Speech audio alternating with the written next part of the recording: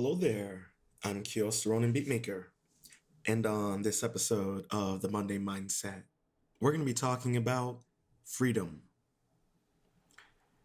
What is freedom? In America, we speak of living in a free country, but are we really free? Are we free to be who we are? The answer is no, we are not free. Quote by Don Miguel. In America, depending on what reality you believe, will determine whether you're free or not.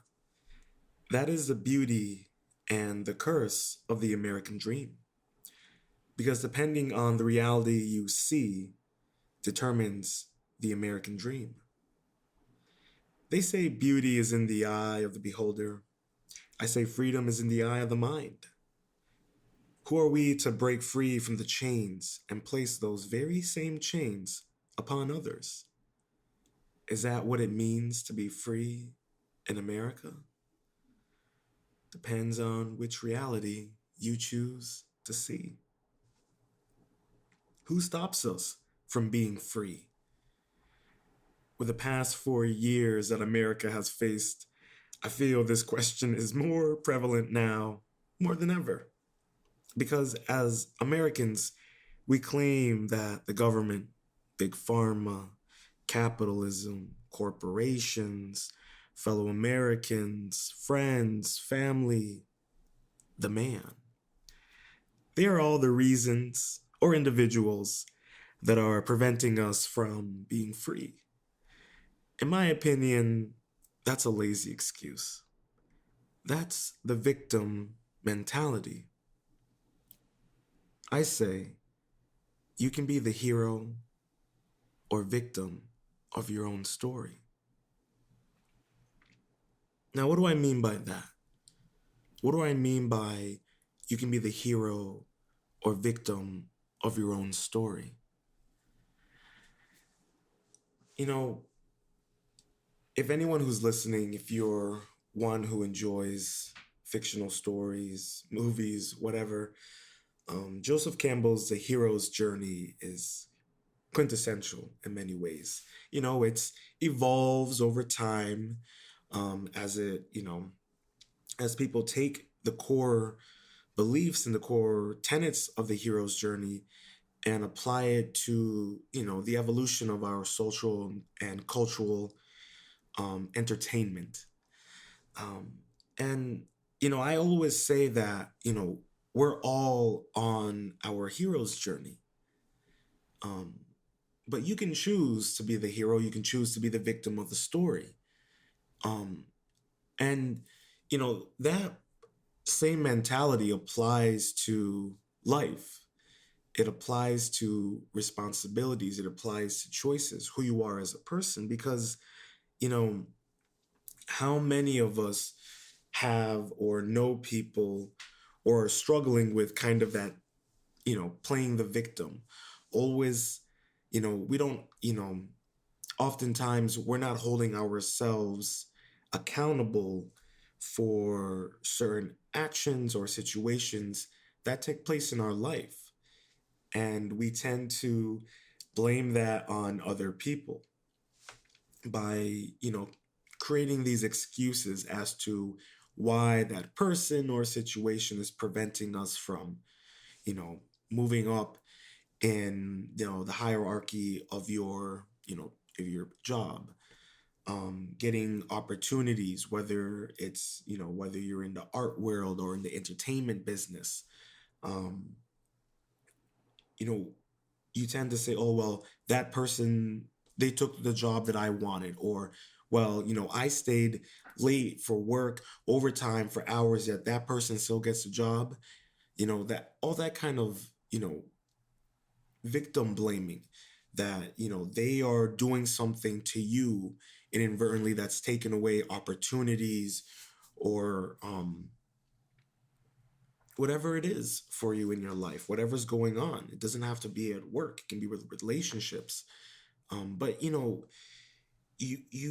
when you continuously play the victim, you're not holding yourself accountable for any of the actions or words that you said or did that contributed to the failure or the fallout or the missed opportunity, whatever it is. And, like I've always said, if you live life as a lesson learned, then you don't see yourself as a victim. You don't see any missed opportunity, any failure. You don't look at any of that as, oh, poor me. Um, you look at it as a lesson. What can I take away from this that can make me a better person, but also gives me a better chance? And that's what it means to be a hero. You, you can look at any of your favorite heroes. It doesn't have to be a superhero. It can be a real person. It can be a historical figure. It can be someone in the entertainment business. It doesn't matter. But you look at all those successful people, regardless of their, personal choices and vices and whatnot. If you look at the personal person that they are, the choices that they made, they chose to be the hero of their story, regardless of whether their success was built upon, blood and pillaging and raping and conquering, or extortion and espionage, corporate espionage, whatever. It doesn't matter. The core I'm getting at is they chose to be the hero. And I'm not looking at them as, don't misinterpret when I say hero as that they are good people. I'm using this as a metaphor. And like I said, you can put any person in that metaphor. You can put your family, someone that you look up to. It doesn't matter. I'm just saying that we have to look at ourselves the way that Alexander the Great looked at himself, you know, the way that Martin Luther King looked at himself, the way Malcolm X looked at himself, the way Maya Angelou looked at herself, the way Nina Simone looked at herself. The way Socrates looked at himself, the way Galileo looked at himself. A lot of these people that I bring up, they chose to be the hero of their story. And for some of them, it may have cost them their life. It may have cost them opportunities. Look at Ray Charles. He was banned from ever performing and stepping foot, I believe, in Georgia. I could be wrong about certain parts, but think about that. Um, that's something that a hero does, not a victim. And with the climate that we live in right now, I see more of that, more prevalent in social media and just the way people are living. They live with this victim mentality. And it's sad and disappointing to see how many people fall prey to it and bring down other people. Um, I've experienced it in my own personal life. We've all experienced it. We have, you know, we have been the perpetrator and we have been the one who, inflicts it on the victim. We've all, torturing my word right there. But what I'm trying to say is that, like, that victim mentality, it can spread and it has a ripple effect. And I mean, when I mean by victim mentality, I mean by our choices, the lack of accountability, the lack of self-awareness, the lack of growth, the lack of maturity, the lack of mindfulness, the lack of discipline, gratitude. That's what I mean. People who lack all of that consider themselves the victim. And, look at, it's fascinating, the way, you look at the recent insurrection that happened in our nation's capital. And it's fascinating to think about how so many of those people, so many of them considered pretty much all of them, you know, considered themselves the victim of the story. And look what they were willing to accomplish to claim the hero of the story. I see a lot of people downplay how serious and how scary last Wednesday was, January 6th. People don't seem to realize or think about the fact that, if they succeeded, Trump would be the only one left in power. You see, what happened January 6th is a reflection of what this country really feels about itself. And I mean, you can think about it this way.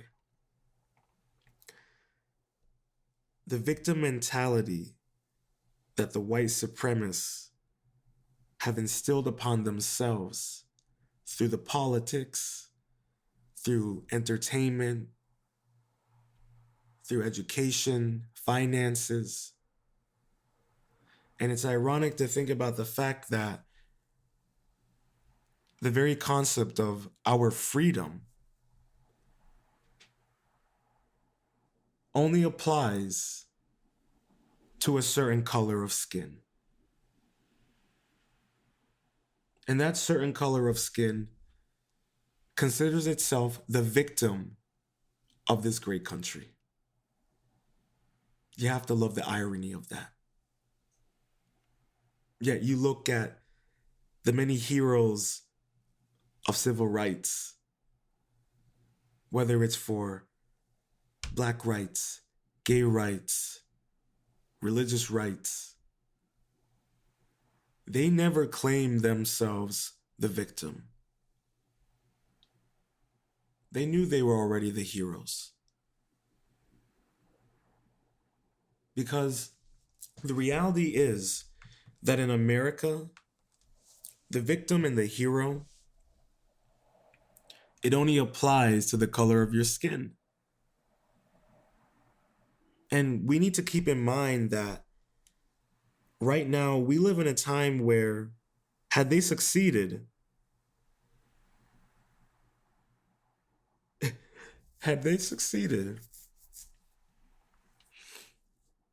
you would have been looking at a very, very different America. History repeats itself, the remix.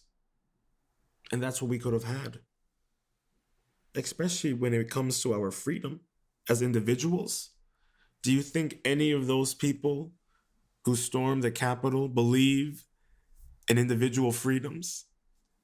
No. No, they don't. Only when that individual freedom applies to their point of view, to their color of skin.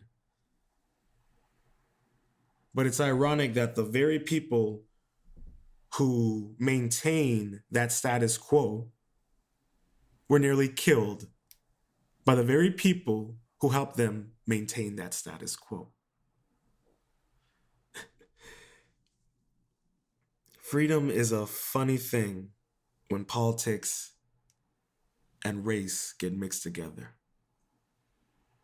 And people are starting to realize that the very people who believe in the system that is in place is willing to kill them because they don't think they're doing a good enough job to keep that system in place. But we have to learn about this, especially when it comes to our freedom. Because we have to see what's going on in America as a reflection of how dangerous a hive victim mentality can be that is rooted within hate, racism, sexism. We have to think about that. Our democracy is at stake. What happened January 6th was not only an attack on American democracy, it was an attack on the American people of color. And whether or not you see that, that's your choice. And I think you know what I mean by that. Because the American people of color, we've known this for quite a while. We've known how dangerous freedom can be when it's one-sided. And that's the important thing about being the hero of being the hero of your own story. You look at all the great heroes of our world, their story is told from so many points of view, so many perspectives, so many influences, and you get a better grasp of who they are as a person. But when it's a victim, you only get one-sided stories, an egotistical story, a selfish story, a story where everyone's the enemy and they're the hero. But it's funny, in those stories, their actions and choices and decisions seem quite cruel. And you begin to see the pattern. And that's the scary thing about living with a victim mentality, is the pattern generates consequences that affect each and every person who is connected to that pattern. I mean, look, I bring up what happened January 6th because, you know, every single one of those people that stormed the Capitol, they're going to be found, whether they think so or not. And think about the ripple effect. Those people, for the rest of their lives and their families' lives, they're looked at traitors. They're considered insurrectionists. And that's the marvelous and ironic thing about being the victor. Because they say history is written by the victor, but that victor is also the victim. I mean, you go into the history books, and especially in American education, you know, how cruel were the indigenous Americans to the settlers for everything that they did, the pillaging and the destruction. All we were trying to do is bring civilization. And it's funny how they consider themselves the victims, yet they have the most blood on their hands. And that's no different than people who are in relationships and their significant other plays a victim all the time. You don't think that doesn't have psychological effect to the person you're with? That you're not, you know, racking up emotional, you know, bodies? These little, and that's something that we don't think about. It's how, the emotional and psychological effects that playing the victim has, not only to you but to everyone around you. People lose trust in you, lose confidence. They don't feel secure around you. They don't feel emotionally safe. They may not even feel physically safe around you, because maybe you might not be hurting them or anything like that, but they're physically just uncomfortable by the behavior that you are displaying. And people who are the victim, they don't see it like that. They think, why? Oh, they're acting like that because they think they're better than me. Oh, they're just judging me because they don't really understand. They don't get the problems. They don't see what I'm going through. All that nonsense. And if you don't want to acknowledge yourself, hold yourself accountable, then you're just going to live life miserably in the hard way. And very soon, your circle is just going to be you talking to the walls, talking to the mirror. And eventually, your own reflection is going to be tired of your bullshit. But, you know, how long can you keep up being that way? And it's incredible to see how many people around the world, how many people we know, I see, who live this victim mentality, and it's incredible how they're able to just leech off people and just keep this this charade going.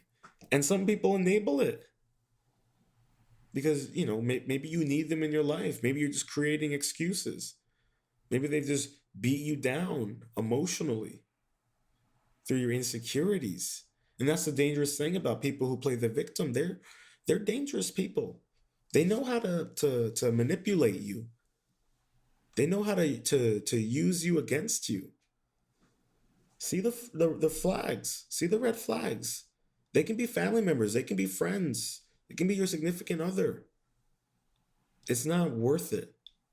Depending on the circumstances that you are dealing with, you need to handle it accordingly, peacefully, respectfully, with integrity. Okay? That's the most important part. That is the most important part.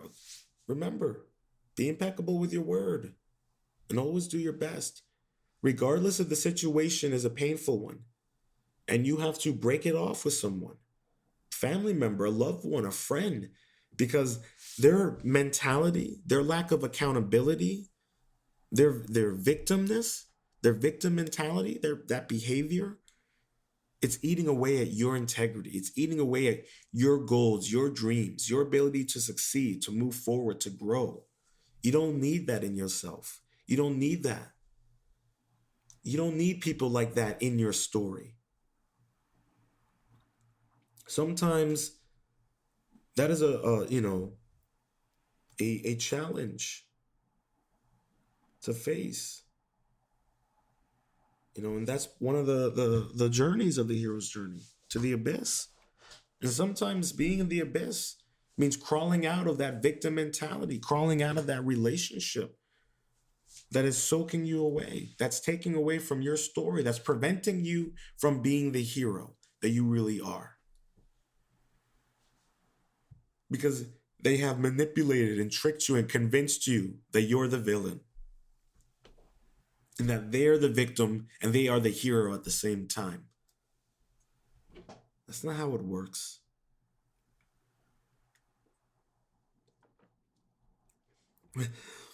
When Peter Parker's uncle died, he didn't become the hero and the victim. He became the hero. You become the hero and the victim.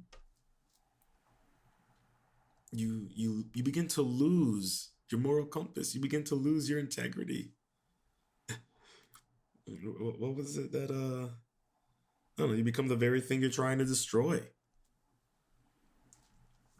As Obi-Wan once put it. And that's the price of being the victim. You lose out on so much. Being the victim is a self-sabotaging mentality and behavior. Because it's woe me this. You always make it about you and you sabotage whatever's good, whatever's happening, whatever's fruitful, whatever relationship, whatever choices that you could make that could move forward, that could make things work out, that could, make things balanced, that everyone feels trusted in growth and comfort. But you don't want that. You want it, but you want it on your terms. And even then, it's not good enough. Even then, you don't even really feel good. They don't feel good. And so then you convince yourself that it's still their fault and that they're the one that's hurting you. And it's disappointing because, we grow up like this. Not all of us, but we've been there. And, this is what the cost of freedom, to live a life as a victim. And but why do we have to feel that way? Why as Americans are we conditioned like that? Don Miguel says, we have memories of long ago when we used to be free and we loved being free. We have forgotten what freedom really means. Donnie Miguel is right. Yeah, we're on a nickname basis now. We have, in America, we have forgotten what freedom is. You know, we have become domesticated by the book of law and the systems that program us, infecting us with viruses that generate fear, animosity, and insecurity towards oneself, our fellow humans, and the world that bounds and surrounds us. We become domesticated to the fear of the unknown and to the fear of freedom. They manipulated us to believe that freedom of expression will cost us the very freedom of our being. Don Miguel says we are no longer free because the judge, the victim, the belief system don't allow us to be who we really are. Once our minds have been programmed with all that garbage, we are no longer happy. I cannot say that better than myself. And as I said earlier, you can be the hero of your own story or the victim. We have been domesticated to believe that the judge and the victim and the belief system are all one and the same. That is not the case. Each one is a code that is programmed into each and every one of us. We, as conscious computers, choose how each and every program shapes our conscious processing system. The three laws of robotics, the 10 commandments, the four noble truths, the five pillars. Will you be an enlightened one or a ghost in the machine? It is time to free yourself of the tyranny of the judge by changing the foundation of your own agreements. It is time to be free from the role of the victim. As Don Miguel says, we have allowed the judge to rule our freedom of expression for far too long. For the judge claims itself the victim by perpetuating us as the tyrant, the self-saboteur of the saboteur. But as I said earlier, we must break free from the chains. Yet we must be mindful to never put those chains upon others or ourselves again. But that requires changing your mindset. The great Yoda says you must unlearn what you have learned. How else are you going to build a foundation built upon the freedom of expression of who you are, the true self? If we look at our lives, we will see the most of the time we do things just to please others. Most of the time we do things just to please others, just to be accepted by others, rather than living our lives to please ourselves. Don Miguel. Each and every one of us can attest to this statement because we have all done this. So many of us continue to do so, oftentimes because we have been programmed to do so by social media, our cultural upbringings, religion, friends and family, our education system. Because we would rather do things to please others, for we are afraid of the cost that comes with the freedom of expression. How cruel of them to use our own conscience against us. The loss of innocence, my ass. I retain my innocence by maintaining my freedom of expression. Like I said in the past episode, the only person in the end who will truly be there for you, who will truly have your side, always and forever. And as my saying goes, the only person I'm trying to impress is myself. And that's what it means to please oneself. Be accepting oneself. The journey to get there is on your own accord and it's on your terms. Never forget that. Live life on your terms. And that's the beauty of freedom of expression, living life on your terms. You know, we don't have to, it's kind of like that classic Amy Winehouse song. I love Amy Winehouse. I wish she was still here. But she has this song and called Help Yourself. And the lyric goes, I can't help you if you can't help yourself. And, I feel that that's something that we forget about, helping ourselves. Because helping ourselves is key in being able to have freedom of expression. You know, we please other people because, and we do what they want, and we conform to society because we feel that that is helping us, that it's aiding us, that it's making us a better person. And, don't get me wrong, there are some things that will make you a better person, but you can you don't you end up losing sight of who you are, or you never get to experience who you could be because you spend your days trying to please everyone else, to be like everyone else. That classic film, Thousand Clowns. It's more prevalent now than ever. Think about the world that we live in now.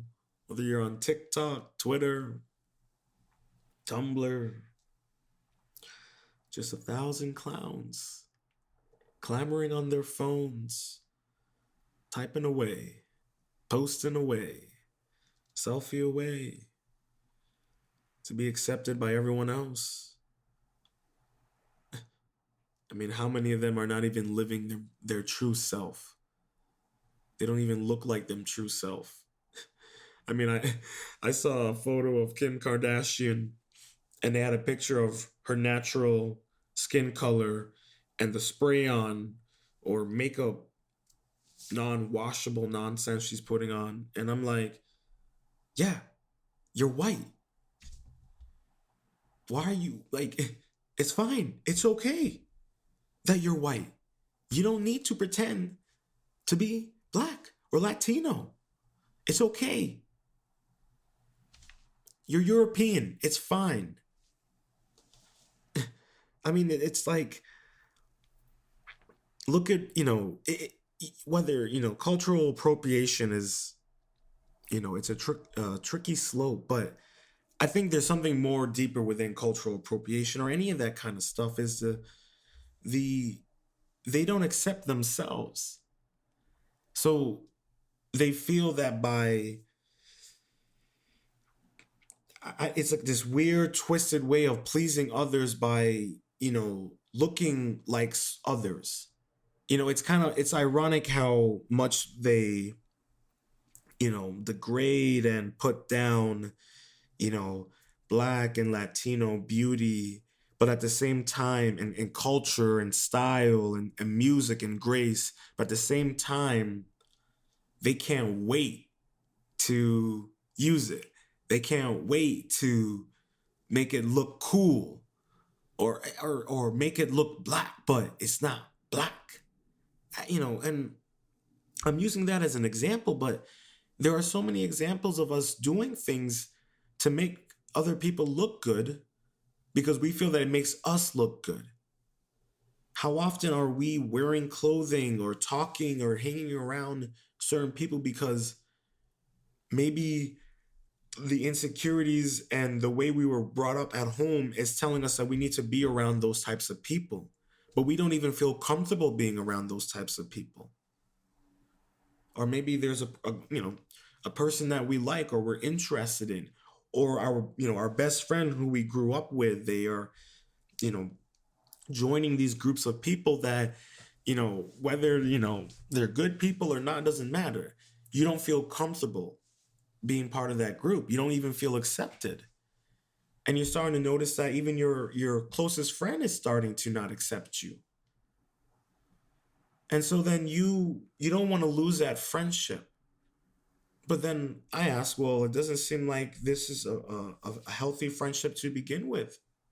It's starting to turn into a victim relationship, and that's what's dangerous. How they will manipulate your freedom of expression through culture, through social media, through propaganda, and then you know, you think you are expressing yourself as an individual when you're just another clown. And I don't mean that in a disrespectful way towards, professional clowns or anything, but if you've ever seen the movie A Thousand Clowns, the main character, he didn't want to be like everyone else. He didn't want to wear a suit. He wanted to hang out at the park and just fly kites. Um and we how many of us, just want to go to the park and fly kites to be ourselves? But we try to be ourselves, and then everyone around us starts judging us.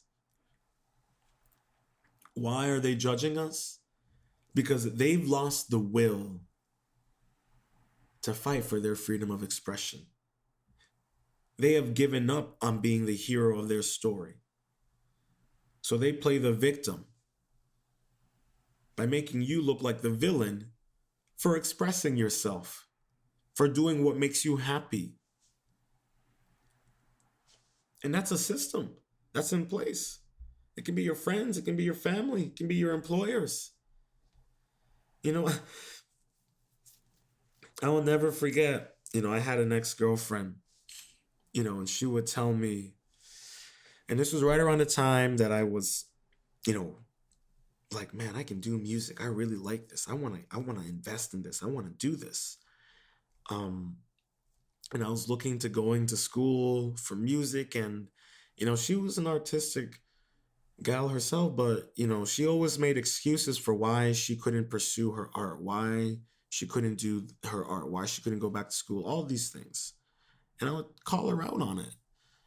Um, and so when I was kind of moving, getting to, the the blocks were falling in place for me to really, go to school for music. And she would start, playing the victim, and to the point where she would also kind of be very toxic and say things like, oh, well, you're not going to be very good with music. You're not going to be very successful. You're not going to really make any music. And she would say that to my face. And, those kind of words, it's, and the reason why I say that she's playing the victim, because she's kind of making it seem as if, you're not going to succeed because you're leaving me behind. And, she's like a casualty of me pursuing my freedom of expression. How many people claim themselves as a casualty of your freedom of expression, of you just trying to be yourself? And what do we often do then? We feel like we're the villain. And so then we try to be the hero by maintaining that relationship, doing what they want us to do, not fulfilling our freedom of expression. And fortunately, I was strong enough at that time to get out of that toxic relationship. Somewhere along the line, I forgot that lesson though. Another story for another time. But, we need to be aware that we are not free in order to be free. We need to be aware of what the problem is in order to solve the problem. I love this quote by Don Miguel. You know, to understand that we are not free in order to be free, we must let go of what we can't control. So often we spend most of our lives trying to control every aspect of every moment of every word and every choice that binds us and the world together. And that is one of the weeds that prevents us from blooming into the freedom of oneself. Since we cannot control how the world and others will react, we simply conform to control what we could never control to begin with. That is how they keep the chains upon you. That is how they domesticate you. This is how they convince you that you are not free. This has nothing to do with control of your body. It has nothing to do with controlling politics or society or culture. This has to do with controlling one's mind. For the control of one's mind can lead to the control of the masses, control of one's ability to express themselves. For the conscious individual becomes a programmed conscious thought. They lose their individuality and conform to the programming. Whether their programming has coding from racism, elitism, extremism, sexism, persecution, or exploitation. To be aware that we are not free to be free, you must be aware of what the problem is. To solve the problem, one must do a deep dive into oneself. Uncover the coding within your conscious processing system and pull upon the weeds within your garden. Bring freedom to your conscious expression that blooms, no matter the seasonal expression, no matter the chains they hold against you, no matter the fear they try to instill in you, no matter the programming. For the root of all problems stem from one's mindset. If we are not aware your mind is full of wounds, if you're not aware your mind is full of wounds and emotional poison, you cannot begin to clean and heal, and the wound will continue to suffer.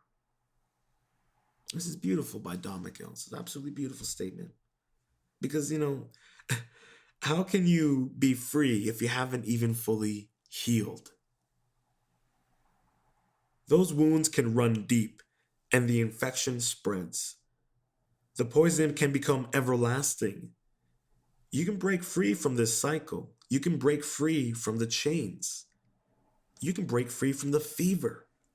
Reclaim your body, reclaim your mind, but you must be willing to endure the healing process. You must be willing and determined to embrace the pain that comes through the healing process. We all must reboot the conscious processing system. As Rumi says, wash yourself of yourself. Don Miguel says you can look for a way to heal and transform your personal dream, the dream of the planet. It's just a dream. To me, that is a beautiful and fulfilling expression and quote. You can find the freedom of expression, the ability to alter the dream as manifestation is in synchronicity with time. Time is an illusion to those who have mastery over the art of living. And mastery over the art of living is mastery over oneself. Being a warrior of light, the hero of one's story, the dream of the planet is a reflection with the dream of one's eye. Which reality do you choose to see? Which dream do you choose to see? We seem to forget that we are the dream just as much as we live and breathe the dream. Through freedom of expression, we transform our personal dream, our personal legend. That's how we achieve true freedom. That's how we change the world. Because we are a part of the world. We are a part of the universe. We are made up of the universe. And we all have the ability to alter and change its course, from a microscopic change to world changing. We all have that ability. We're all capable of it. But you need to be willing to express yourself. You must be willing to heal and transform the dream, your personal legend. You must be willing to your evolve your body, your spirit, your consciousness. Become more healthier spiritually, physically. Be stronger, taller than the shadows. Look upon your demon. See it filled with all the nonsense, all the insecurities.